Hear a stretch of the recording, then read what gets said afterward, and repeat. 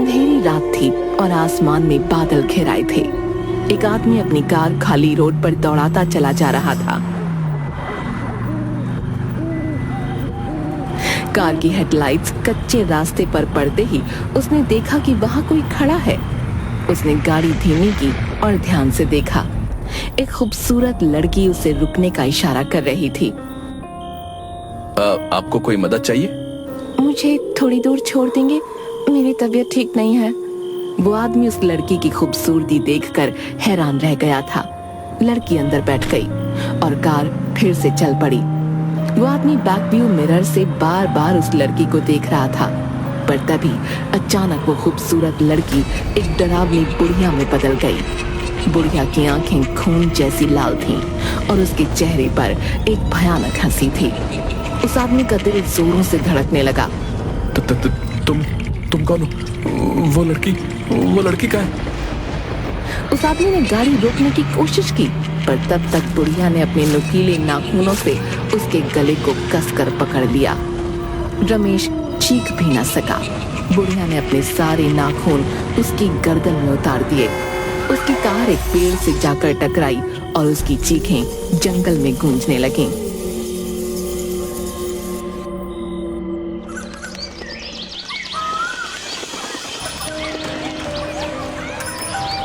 राजीव, तूने अपना होमवर्क किया कि नहीं? हाँ माँ, बस थोड़ा सा बाकी है। शांति, खाना तैयार है, बहुत भूख लगी है। हाँ, बस 5 मिनट। ये पवन का खुशहाल परिवार था जो गांव में अपनी सादगी भरी जिंदगी जी रहा था। पवन खेती बाड़ी करता था और शांति घर की देखभाल। उनका बेटा राजीव गांव के स्कूल में पढ़ता था।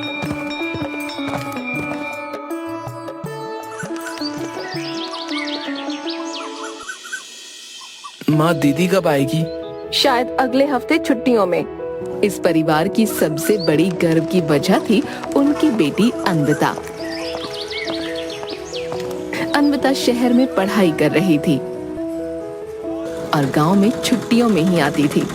लेकिन इसी गांव में एक चीज थी जो बिल्कुल सही नहीं थी। आज सुबह मैं अपनी पड़ोसन रानी से मिलने गई थी। वो बता रही थी कि उसके दूर के चचेरे भाई को चुड़ैल ने मार डाला। कौन चुड़ैल? इतने लोगों को वो मार चुकी है और आप पूछ रहे हो कि कौन चुड़ैल?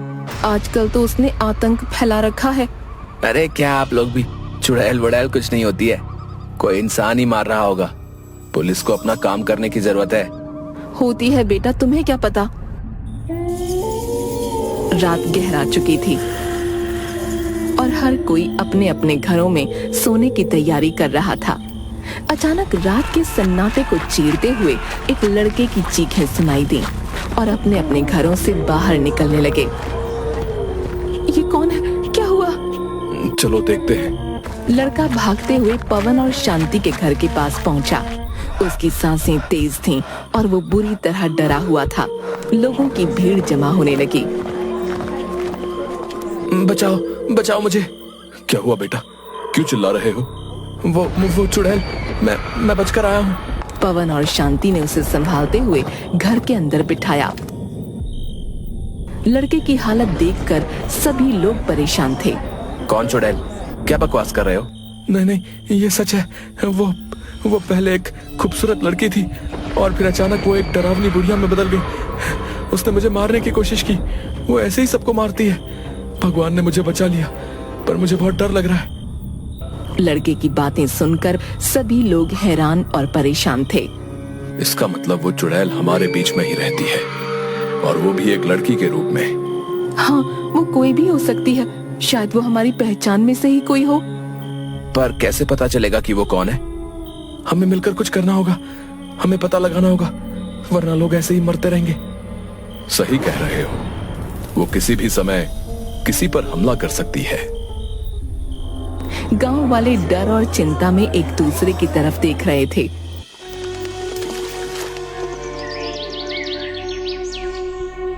दो तीन दिन गुजर गए। लोग खौफ में जी रहे थे।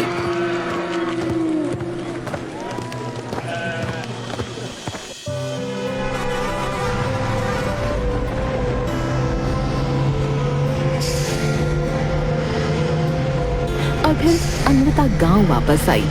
बस ने उसे मेन रोड पर उतारा और अब उसे अंदर आना था। गांव का रास्ता सुनसान और डरावना था। रात के अंधेरे में पेड़ों की परछाइयां भी भयानक लग रही थीं। हवा में हल्की सी ठंडक थी और हर तरफ सन्नाटा फैला हुआ था। ये रास्ता कितना डरावना है। अन्विता को ऐसा महसूस हुआ जैसे कोई उसका पीछा कर रहा हो। उसने चारों तरफ देखा पर कोई नहीं था। फिर अचानक एक बिल्ली उसका रास्ता काट गई। अन्विता डर के मारे कांप उठी। हे भगवान, ये बिल्ली! तभी उसे एक आदमी बाइक पर जाता दिखाई दिया। उसने आदमी से लिफ्ट मांगी। अरे चुड़ैल, अरे बचाओ! और वो बाइक बढ़ाकर भाग गया। अन्विता और भी डर गई और उसकी धड़कनें तेज हो गईं। अब वो अकेले डर के मारे और भी तेजी से चलने लगी। जैसे तैसे वो घर पहुंची। घर पहुंचकर उसने जब ये सारी बातें अपने माता पिता को बताईं, तो उन्होंने उसे चुड़ैल के बारे में बताया। वो हंसने लगी।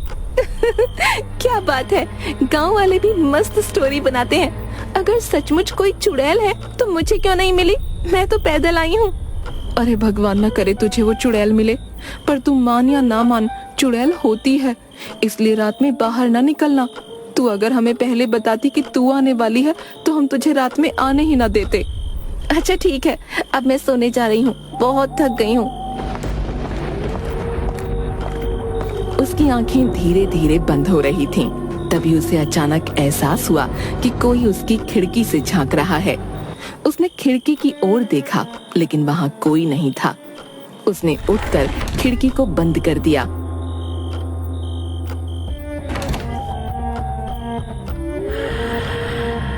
ये कैसे हो सकता है? मैंने तो अंदर से खिड़की बंद कर दी थी, तो फिर खुल कैसे गई? अन्विता ने फिर से बाहर देखा तो उसे दूर एक पेड़ के नीचे एक औरत खड़ी दिखी, जिसने घूंघट किया हुआ था। उसे देखकर अन्विता को बड़ा अजीब सा लगा।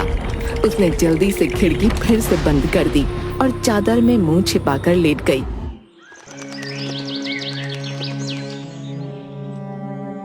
अगली सुबह जब उसकी आंख खुली तो वो रात के बारे में ही सोच रही थी। तभी शांति ने उसे आवाज लगाई। ये देख, हमारे घर के सामने ये पायल पड़ी हुई है। ये किसकी हो सकती है? पता नहीं किसकी है।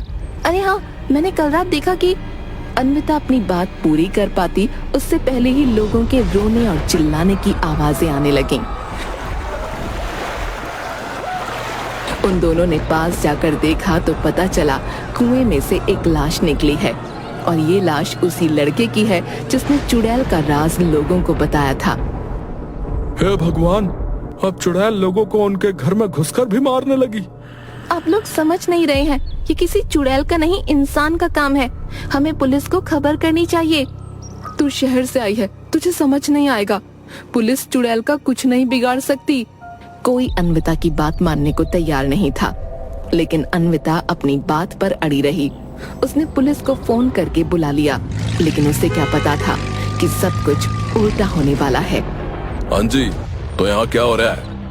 मौतें हो रही हैं और लोगों को लगता है कि ये सब चुड़ैल का काम है। आप लोग पता लगाइए ना कि इसके पीछे कौन है। ठीक है, हम गांव में पूछताछ करते हैं।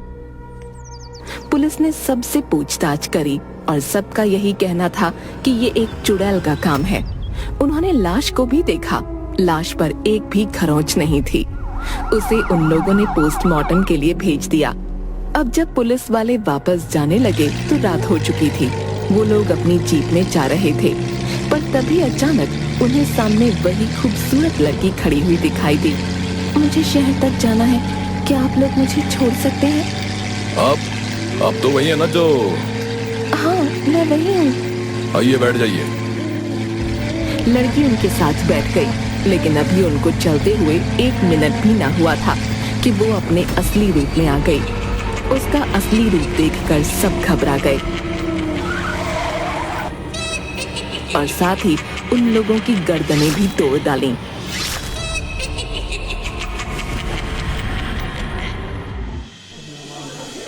अगली सुबह जब ये खबर गांव पहुंची तो सब लोग उन पुलिस वालों की मौत का इल्जाम अन्विता को देने लगे। अरे, हम सब ने बताया कि ये चुड़ैल का किया धरा है, लेकिन अन्विता नहीं मानी। अन्विता की वजह से ही उन लोगों की मौत हुई है। मुझे माफ कर दीजिए। तुम्हें अगर अभी भी शक हो तो ये पायल देख लो, जो पुलिस वालों की लाश के पास से मिली है। सेम पायल तुम्हारे घर के सामने से भी मिली थी। मुझे अब कोई शक नहीं है। अब हमें किसी तांत्रिक बाबा को बुलाना चाहिए, वही कुछ कर पाएंगे। तांत्रिक को बुलाया जाता है और वो अन्विता के घर के बाहर हवन करना शुरू करता है। शुरू के 5 मिनट तक तो सब सही चलता है, लेकिन तभी अचानक अन्विता की पड़ोसन बाहर आती है और चिल्लाने लगती है, ये आप लोग क्या कर रहे हैं? बंद करिए, सब बहुत धुआं हो रहा है। रानी, तुम्हें धुएं से दिक्कत हो रही है? और चुड़ैल ने जो आतंक मचा रखा है उसका क्या? मुझे नहीं पता, ये सब बंद करो। अरे तुम्हारा घूंघट कहाँ है? तुम तो कभी घूंघट के बिना घर से बाहर नहीं निकलती। रानी, तुम जिंदा हो? आप रानी को जानते हैं? तब यहाँ पर पवन एक ऐसी बात बताता है जिसे सुनकर सभी के होश उड़ जाते हैं। शांति से पहले उसकी शादी रानी से हुई थी, लेकिन रानी एक दिन अचानक गायब हो गई और उसने उसे मरा हुआ मान लिया। इसके आगे की कहानी रानी बताती है कि असल में वो एक चुड़ैल है, पर उसे पवन से प्यार हो गया था, इसलिए उसने उससे शादी की। पर उसे जल्द ही समझ आ गया कि उसकी और पवन की दुनिया बहुत अलग है और वो उसे छोड़कर चली गई।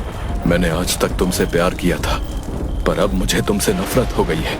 तुम मेरे गांव में वापस क्यों आई हो? तुम्हें पता है मैं क्यों आई हूँ? नहीं, मुझे नहीं पता। तांत्रिक बाबा, इस चुड़ैल को भस्म कर दो। तांत्रिक ने जैसे ही उस चुड़ैल को भस्म करने की प्रक्रिया शुरू की तो वो बेकाबू हो गई। चारों तरफ तेज हवाएं चलने लगीं। चुड़ैल ने जोरों से हंसना शुरू कर दिया और लोगों को मारने लगी। बहुत लोगों ने उस पर वार किया, पर उस पर कोई असर नहीं हुआ। तांत्रिक के मंत्र भी अपना काम करने में असफल हो रहे थे और इसी बीच चुड़ैल शांति को मारने उसकी तरफ बढ़ी। पर ये अन्विता ने देख लिया और अपनी माँ को बचाने के लिए वो एक चाकू लेकर आगे बढ़ी और उसने चुड़ैल के पेट में चाकू मार दिया।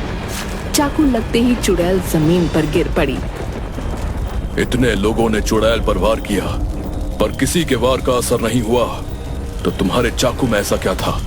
बात चाकू में नहीं, इस लड़की में है। ये लड़की मेरा ही खून है। मैं इसकी माँ हूँ और मेरी सिर्फ एक ही कमजोरी है कि मुझे मेरा खून ही मार सकता है। मुझे नहीं पता था कि मैंने खुद अपनी मौत को जन्म दिया है। ये सुनकर अन्विता के पैरों तले जमीन खिसक गई और वो चुड़ैल डरावनी चीखों के साथ भस्म हो गई। मैं चुड़ैल की बेटी हूँ, कहीं मैं भी तो चुड़ैल नहीं? तो उस चुड़ैल की नहीं, मेरी बेटी है, समझी? और मेरी भी। पूरे गांव ने अन्विता का धन्यवाद किया, क्योंकि अब उनके सिर से उस चुड़ैल का साया हट चुका था।